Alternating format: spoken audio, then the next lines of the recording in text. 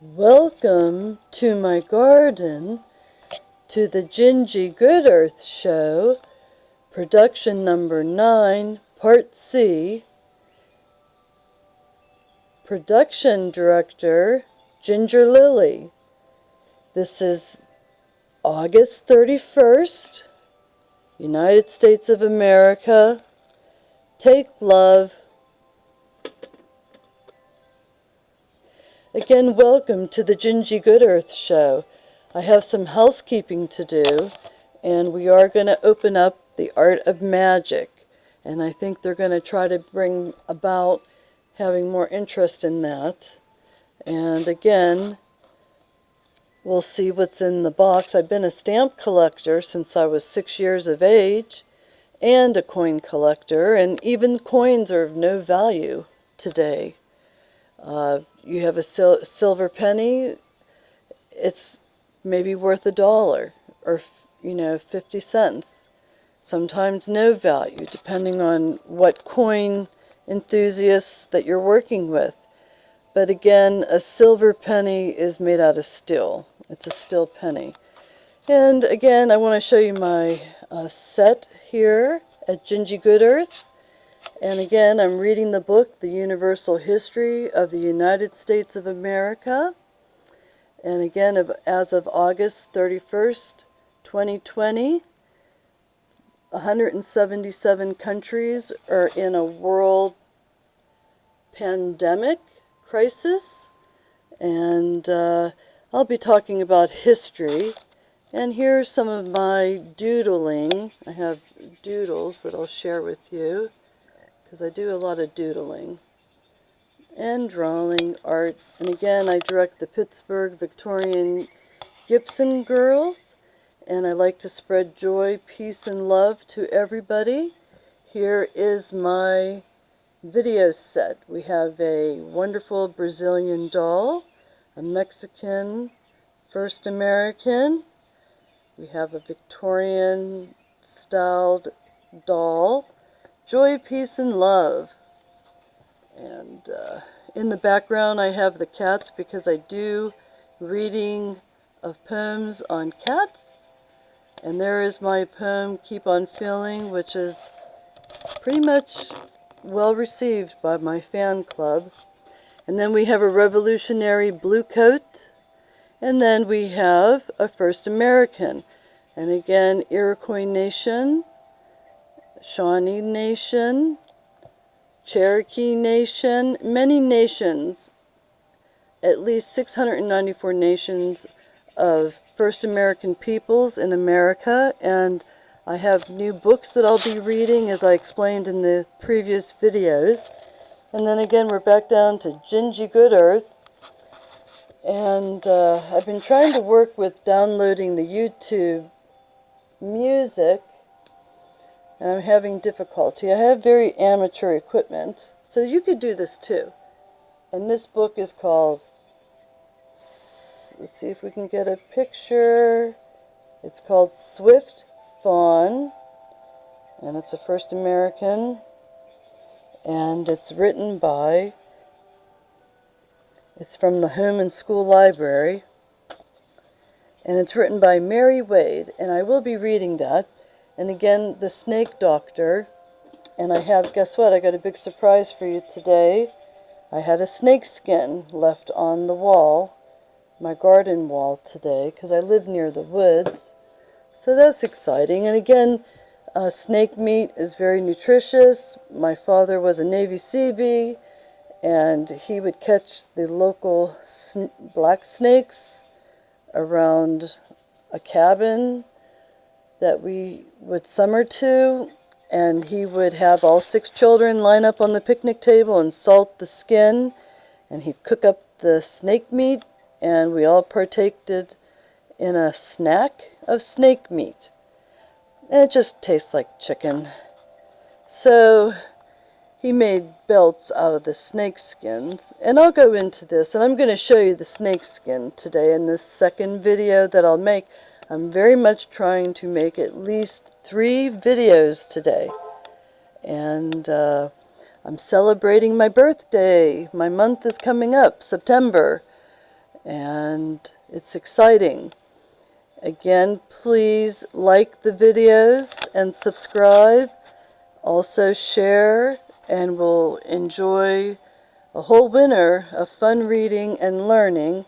And this could be a delightful way to learn all about geopolitics, American history, European history, Norwegian, Norway history, the Vikings, because I will be focusing on those objectives to educate, amuse, and entertain, and be artistic at the same time.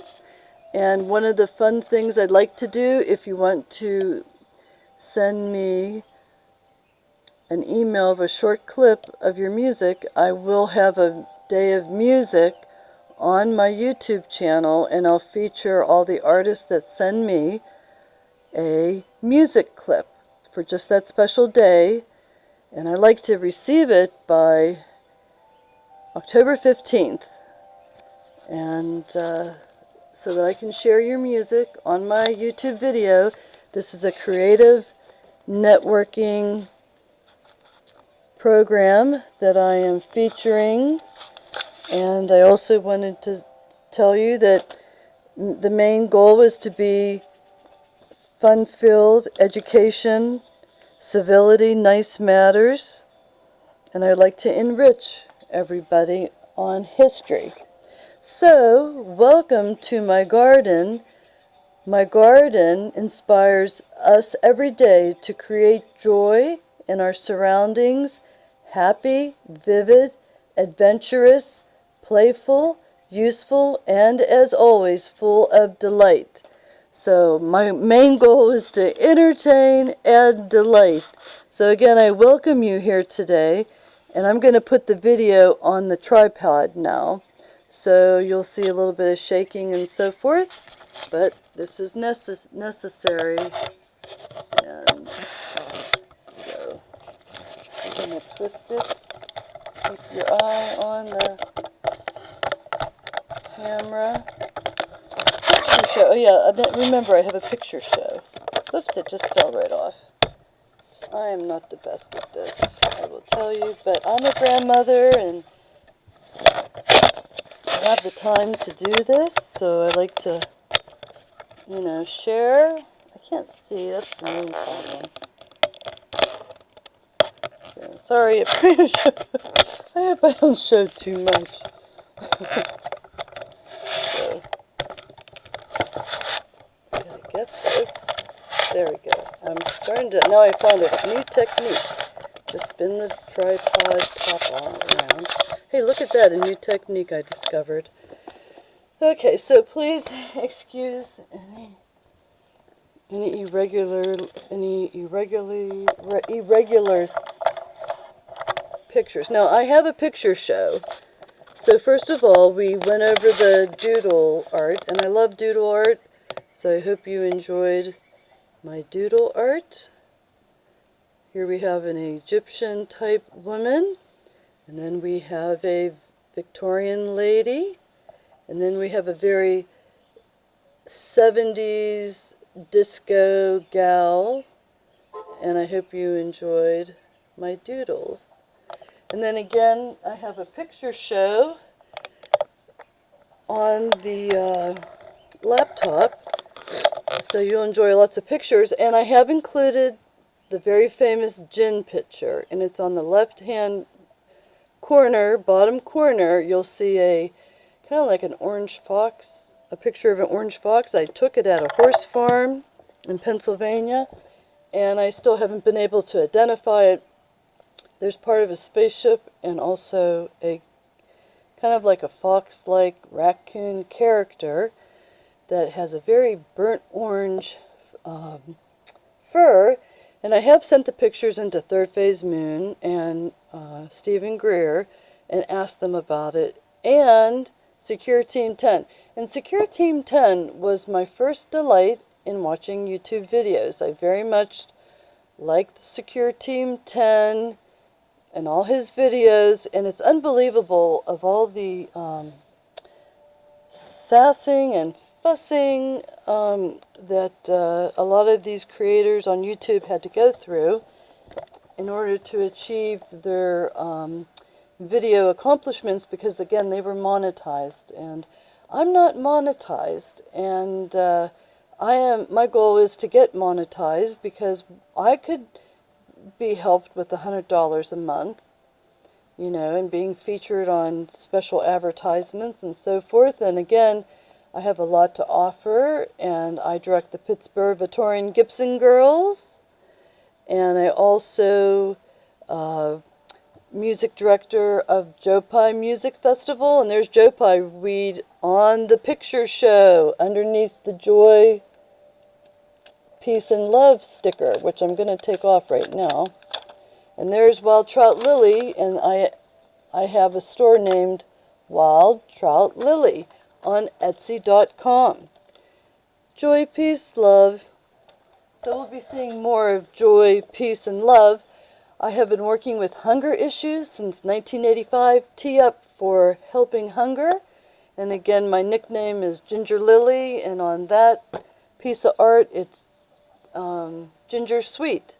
So I go by all those names. I've helped a lot of community programs and established 24 working garden beds and helped plant 14 fruit trees in my local neighborhood to help promote community gardening, and that was through Grow Pittsburgh. So there's a lot of programs that I have accomplished that you can do too, because I'm getting older, okay, and you're young. So without further ado, we're going to open up the Art of Magic, which has never been opened. I've only taken off the cellophane, and let's find out what this is about. Now see the rainbows coming out of the sunshine on that video? That's called rainbow medicine. First Americans, Native Woodland Indians always talk about rainbow medicine. So there's Jeannie with the light brown hair, and Stephen Foster wrote the famous song about Jeannie with the light brown hair. So every picture on my picture show has representation of the United States of America and what a great country we have. And I love America, and I love southwestern Pennsylvania and New York, because I am a Pittsburgher and a New Yorker, and I love the rest of the country too. And I had studied at Westminster College with the Amish Territory in Pennsylvania, and I have played water polo for Arizona State University, and I love Arizona. And I also studied through Seton Hill University, and I interned without pay for 2 years to work in my healthcare profession as a clinical dietitian. So I really have a passion for people, and I very much want to help humanity. And my birthday's coming up, and I found a horoscope that I thought, I kept it forever because I thought, boy, this really kind of talks to me. You have strong humanitarian instincts, dear Virgo. You think of your fellow man more often than most. This, combined with your intuition and empathy, makes you ideally suited for the healing professions. If you have been feeling a bit disgruntled at work lately, it may be that you are in a way of a new career. Consider training to be a counselor or a therapist or some sort. You would be extraordinarily good at it, and it could help a lot of people. So I'm very much caring about the world and humanity. And I wrote a 7-hour essay, and I have been chosen as a climate reality project program leader since 2012.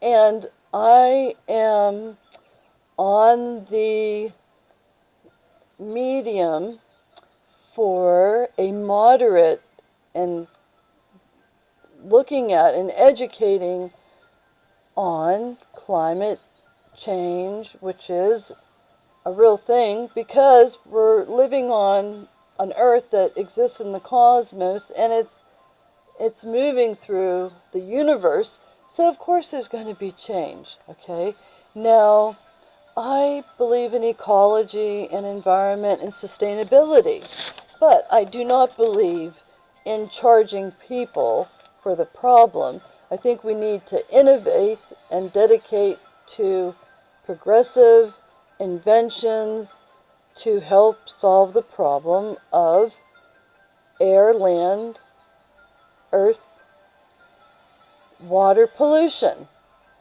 Okay? And one of the things, I have given so many programs, but I wrote this little flyer. I've written many. I have written many, and you can see my work on climaterealityproject.org, my presentations, Gretchen Schmidt, double T, and this is one of the flyers that I designed.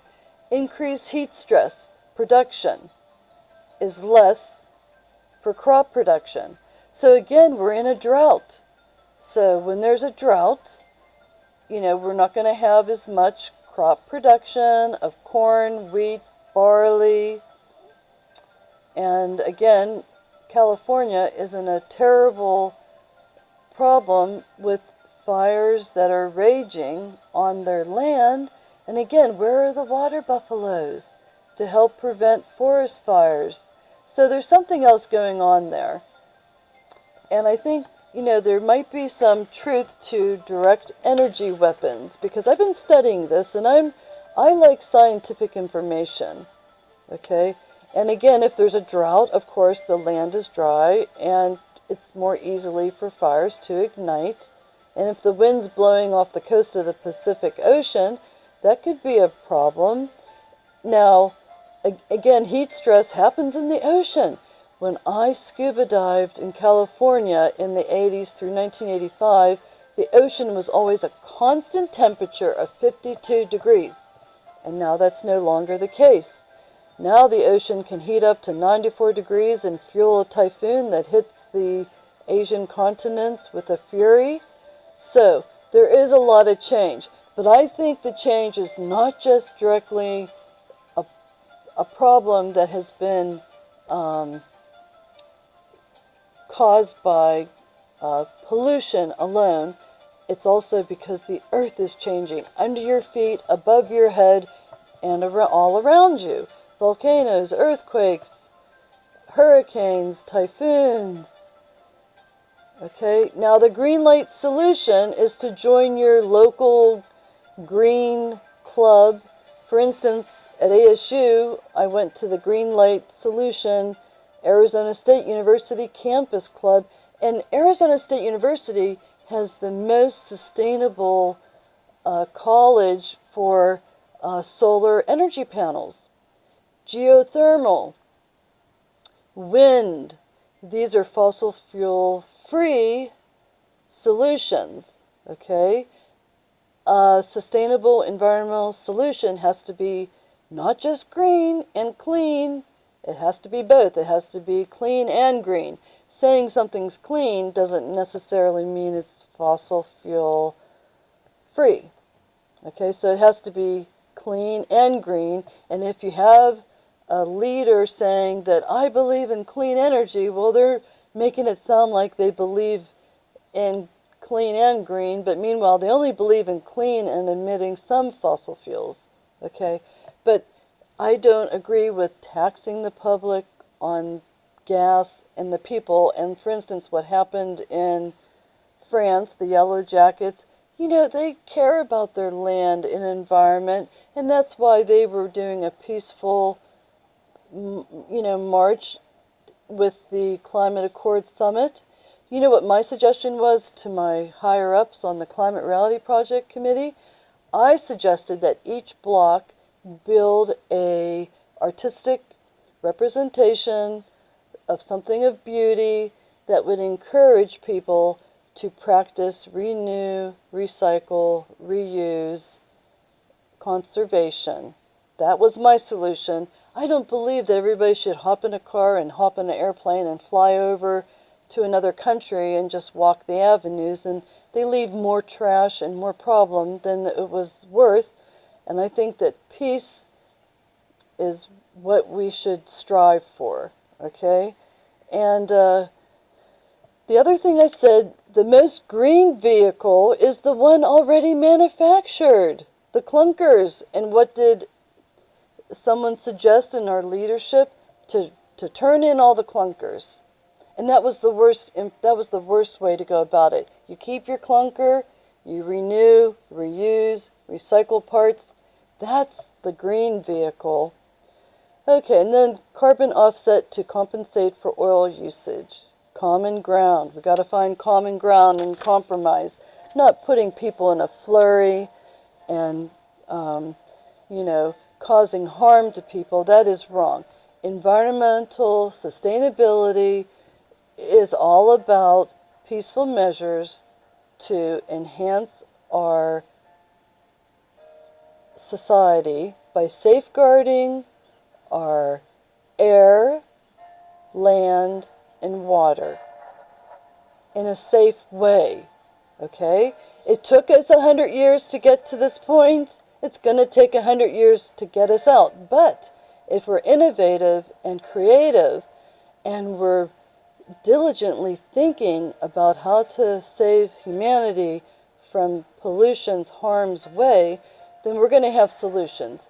But forcing more taxes or more problems and so forth is not the answer. It's about those wonderful companies that do care, and so many of them do, that create alternative methods to prevent fossil fuels emitting into our air and our land and our water. Okay, so the art of magic. So this is something different. I want to know why the United States Post Office, like 3, 4, 5 years ago, decided to put out this box. And I am a stamp collector, so there's got to be stamps in here. The art of magic. It's a magician's kit, it says. Well, what do you see? You see a bird or an eagle of some type with the triangle, the pyramid, the roses, the white roses, and what we all talk about today is the all-seeing eye. And then we have a bunny rabbit out of a hat. And I got my kids a miniature white rabbit. It was supposed to be a miniature. And it turned out to be an adult-grown, regular white bunny rabbit. And it started scratching. And we had the rabbit for 3 years. And because I'm in charge of education, musical, theatrical productions, I found a group of people that owned a circus. And one thing that they didn't have was a white bunny. So they said they would love to take in Angel, her name was, that white bunny. And so Angel became the showcased rabbit to come out of a top hat in a magic show for the family circus out of southwestern Pennsylvania. So she had a new home and new friends because they had a lot of different animals. And their way was to educate people on animals. And they lived on a farm. So, okay, let's open up the box. And here we have the art of magic. So I don't know what's in here, but we're going to look. I could put more addition. I'm going to put a headlight on my head. I have to do everything in the basement, and it's dark here. So, okay, so maybe we could see it better. Okay, there's the box. What's the other? Okay, the art of magic. And see the other side, there's no directions, just polka dotted. So this is the box, and it comes with a turn. So it looks like it comes with, whoops, there goes my beautiful dolls. They just fell. My dollies fell. Whoops. Okay, so let's just, whoops, oh, there she goes.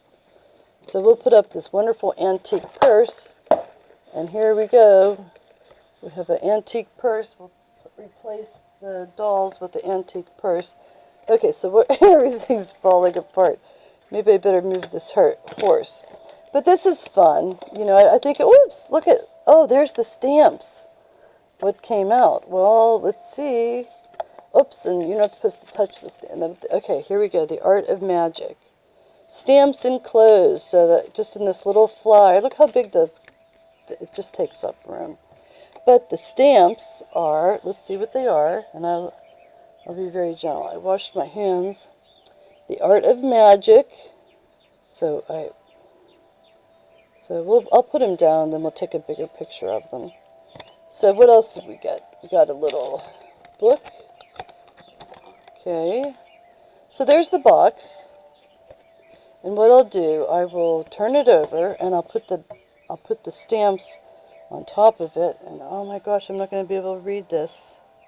Okay, so you have a woman going through a loop of like a hula loop. So and then we have a dove of some sort, because they use a lot of doves in magic shows. And of course, the rabbit coming out of the hat. And I'm going to do a special feature on the crystal ball. The crystal ball. There's the crystal ball. Okay, and these are real stamps. And the bird cage, because again, they're always showing you how they bring the bird through the cardboard tube, and birds are very popular in magic shows. Okay, so here we go.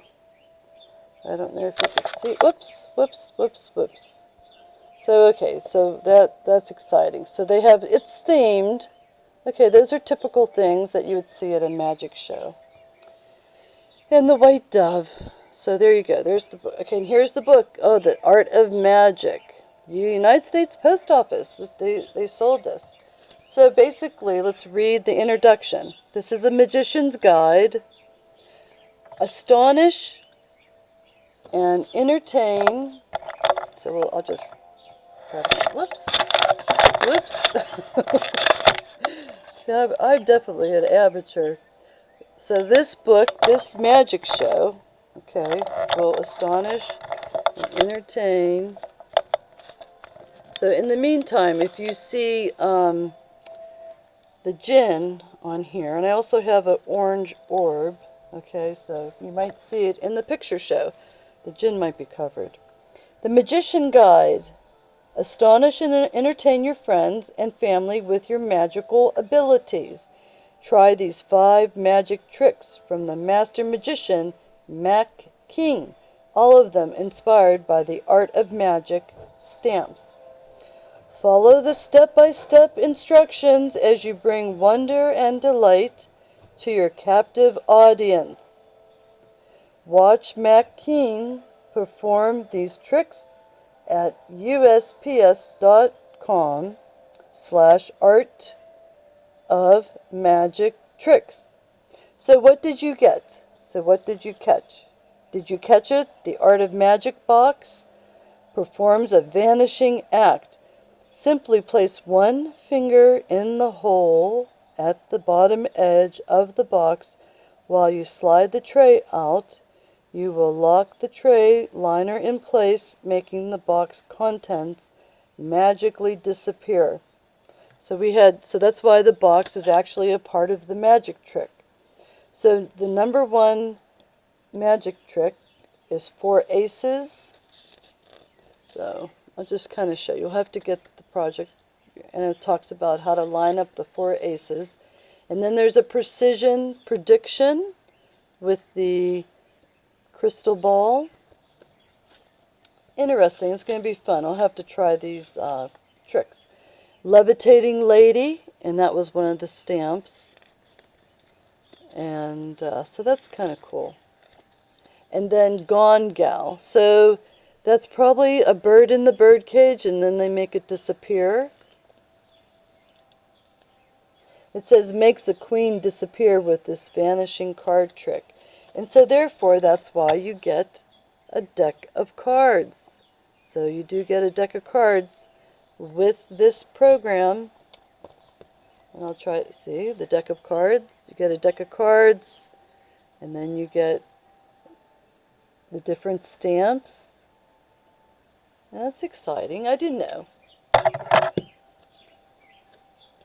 And this one, using the art of transformation, bring a ripped card back together again with this fun and entertaining illusion.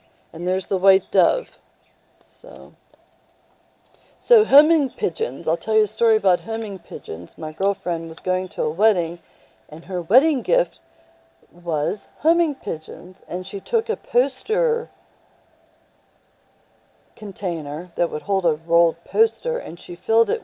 Well, first she put streamers on the homing pigeons, ankles. They were safe, very light, nothing dangerous. It was just some type of crochet, crepe paper streamers. And so she insisted the bride open her present first, before the wedding, and they were at the chapel. And then the homing pigeons, they were white. They all came out of the poster tube, and they flew around with beautiful crepe ribbon streamers, and that was her gift to her friend during a wedding. So homing pigeons. Now the best part is, the streamers were quite small, and they, because they were so lightly tightened, they fell off anyway. And so that was fun too, because then they fell on top of the wedding audience. But the fun thing about homing pigeons is that after they're released outdoors, they go directly back to their owner, who owns them at the pigeon farm. So it's just a kind of fun story. I was very happy to see all that and participate. The wedding was at the Biltmore Hotel, downtown Phoenix, Arizona. So it was quite a treat. The stamps, what about them? In 2018, the United States Postal Service celebrates magic, an art form that was entertained America for centuries.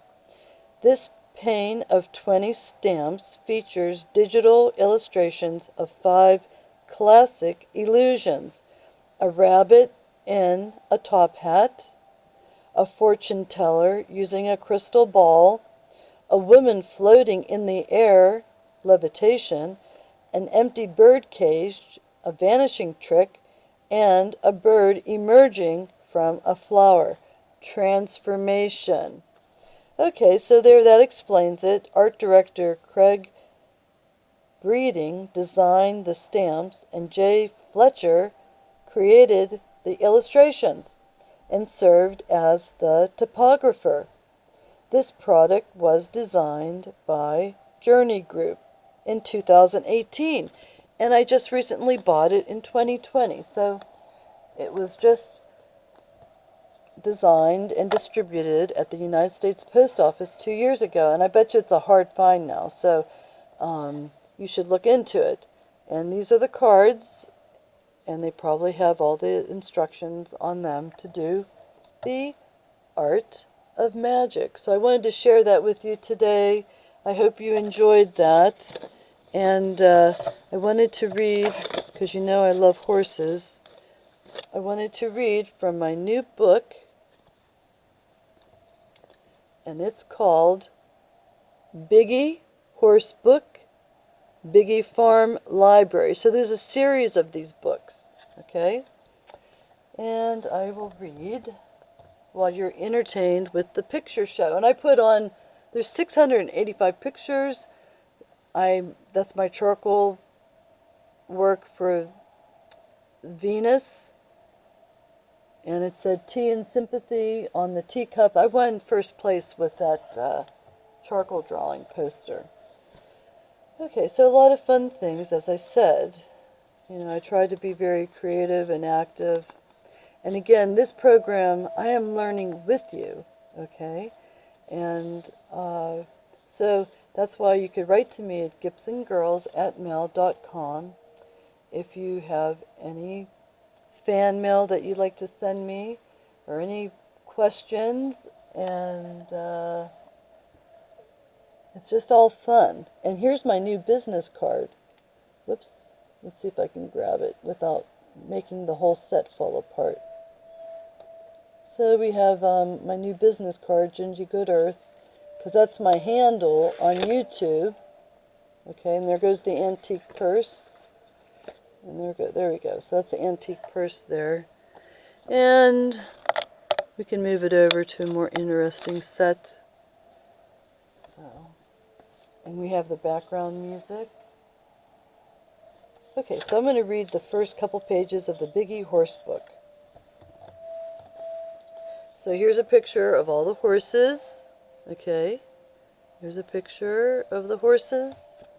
And this book was written and illustrated by Jacob Biggie.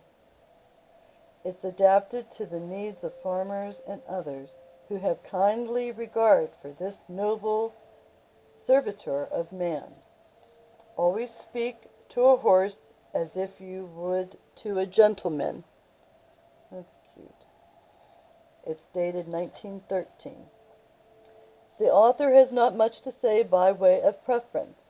A portion of the material contained herein had been contributed by practical horsemen and veterinarians of the highest standing in the United States.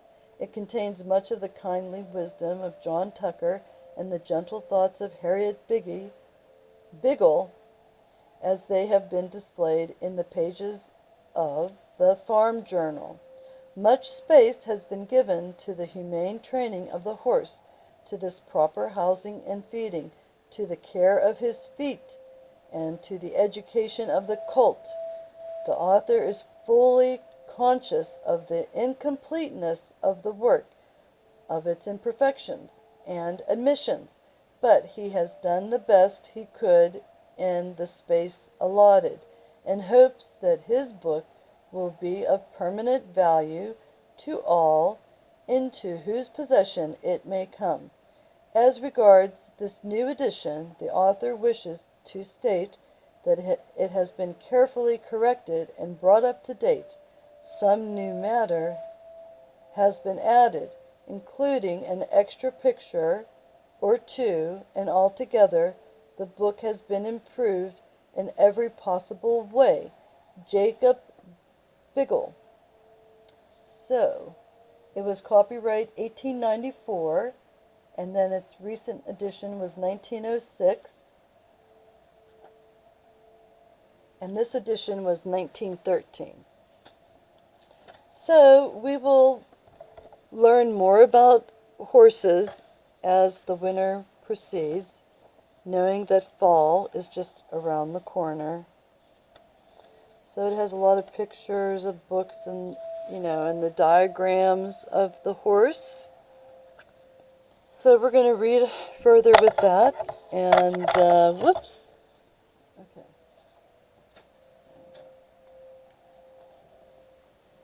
Next, without further ado, we're going to go ahead and read as many pages of the universal history of the United States of America. Okay, there it is. And I know that you're anxious to get started because I took some time off. So, I'm going to backtrack too.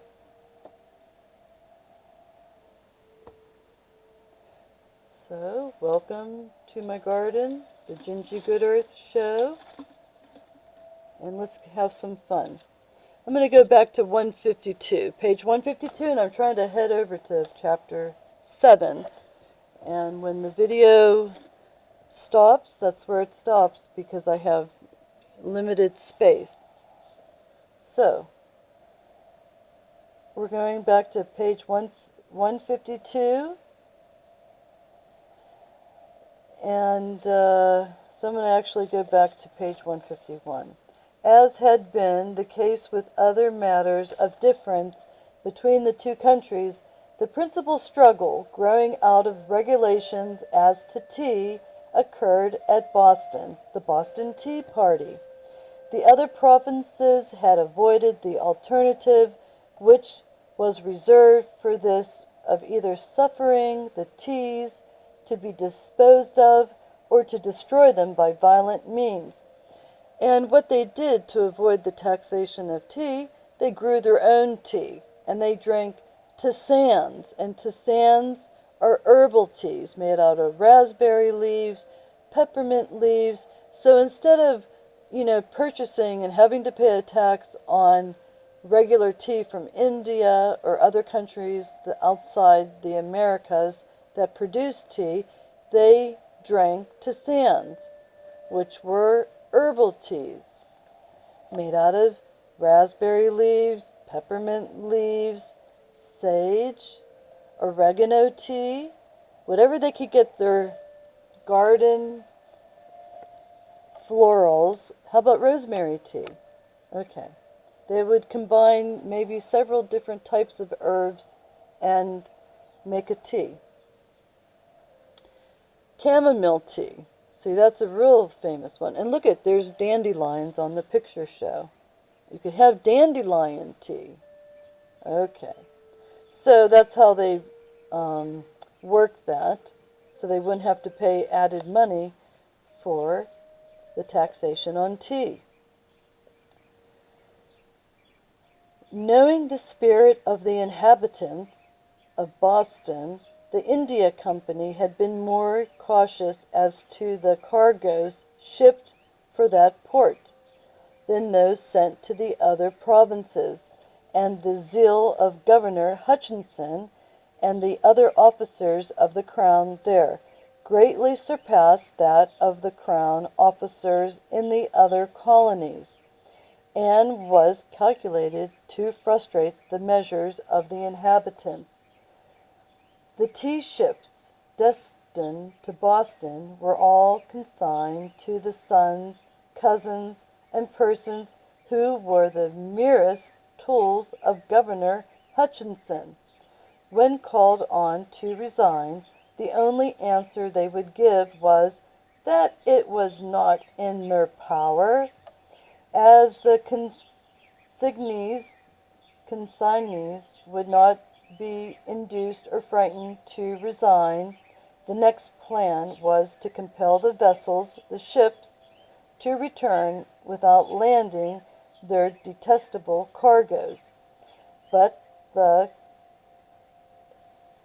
collector refused to give a clearance without the vessels were discharged of dutiable articles, and the governor refused to give a pass for the vessels or ships until they were properly qualified from the custom house, and to guard against the vessels being taken possession of and conducted out of the harbor, the governor ordered Admiral Montague, who commanded the naval force, to keep a vigilant look out and to suffer no vessel, coasters excepted, to pass the fortress from the town without a pass signed by himself.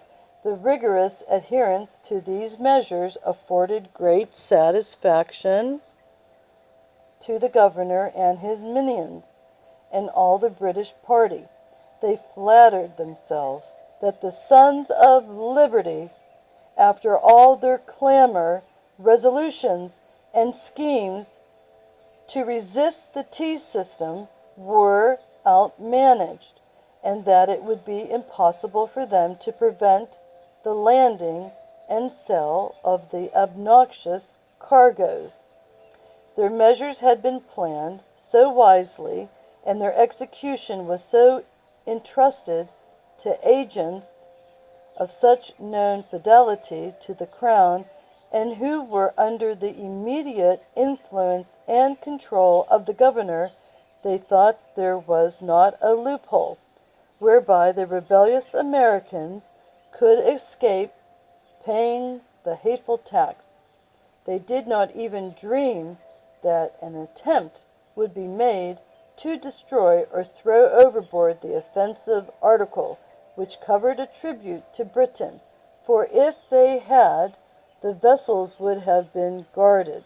The governor, after all he had witnessed and experienced, judging rather than from his feelings than his knowledge, was entirely ignorant of public sentiment and of the spirit of the people. He had no idea that they had determined to resist the obnoxious measure at every hazard, even that of life. Nothing short of this bold step could prevent the deep-laid scheme against the liberties of the country from succeeding. It had been rendered impossible that the vessels should return with their cargoes, and to suffer the tea to be landed, and trust to the spirit and unanimity of the inhabitants not to purchase it, would have been to yield the point, for a small portion of the citizens were in favor of the British, and would, of course, consume the articles, and by fair means or foul it would have been distributed among others, and it would have been equally impracticable to prevent the tea from being landed. The most unwearied watching, day and night, could not prevent this, as it might be conveyed ashore by small quantities in the night season, and such places as to escape the utmost vigilance. Every other measure had been attempted without success. The consignees had urged to decline the commission, and a numerous public meeting of the citizens had been held, who presented a remonstrance to the governor, and urged him to order back the ships, without suffering any part of their cargoes to be landed. But his answer satisfied them that he was the adviser of the treasurer, and determined to carry it into execution. The parties were at issue on the great question, on which the liberties of the country hung suspended, whether Great Britain should exercise the power of taxing the Americans in any way or not. And I know that I heard and watched the Republican National Convention, and they said there will be no taxes. And that's the biggest concern of Americans who are trying to live day by day, is to have any type of taxes increased upon them, because we're not making it. We can no longer be taxed. We've had enough, and that is that. And so we get back to this climate change situation, and again, it's the same thing. We do not increase taxes on products that we need in our daily lives for existence, especially when they are not the main cause of the problems with the ice caps melting, and the earth shifts, and the volcanoes and earthquakes. I mean, there's so much more all about it. Okay, again, we should live sustainability in a sustainable environment and have it balanced. But as I said, it took 100 years to get here. Things are problematic, and now we need to find ways and means of inventing better, responsibly, accountably ways of stopping any further pollution or diabolical creations that deplete our water supply. For instance, fracking in the state of Pennsylvania was approved, by the Democratic Party, and what did it do? It polluted our aquifers. But that is where that fell in permission. The governors met with one of the leaders and basically was told to go ahead with go with the fracking. You have total permission. And that was it could have taken 25 years to create an industry in fracking, and they wanted to do it in 6 years. So they had caused over 8,000 accidents in the state of Pennsylvania that further depleted our water aquifers and polluted them, because they were not responsibly or accountable for working in this industry and being a balanced group of industrialists with the environment. So they caused a lot of hardship and sadness, and that's how I feel. Okay, so let's get back to the book.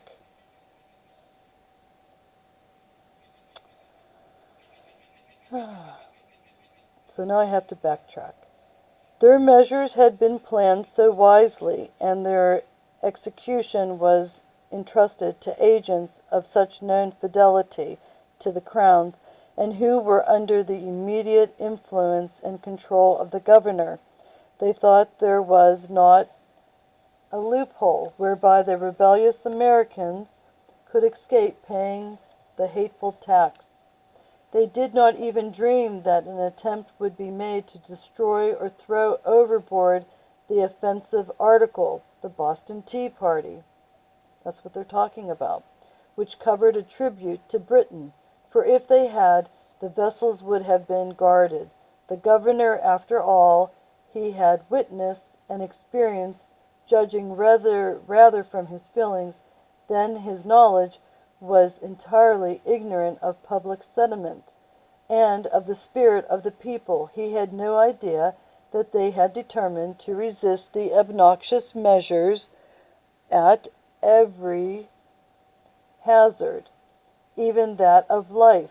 Nothing short of this bold step could prevent the deep-laid scheme against the liberties of the country from succeeding.